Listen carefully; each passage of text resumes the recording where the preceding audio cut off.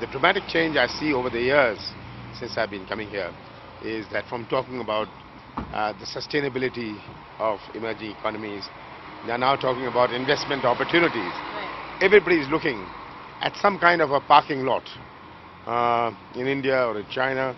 India has built up a credibility much faster. We must remember we are 16 years behind China in our reform process, and where credibility is concerned, India is way ahead. People look at India, and in fact one of the questions I answered was that what could China do what India is doing? Right. And I think that India's sustainability as an investment destination is unparalleled today. India inclusive is a huge headline issue, and it cannot happen overnight.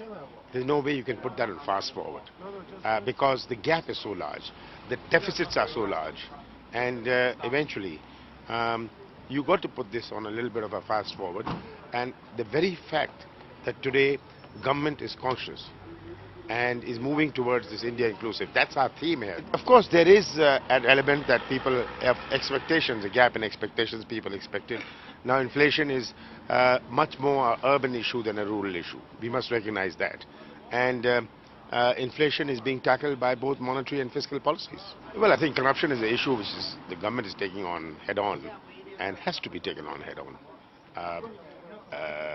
Where other reforms are concerned, there is a process because we are a democracy, and I think the reform process is on. It's reforms in governance which is more important than any reforms at this moment. Fondue or skiing?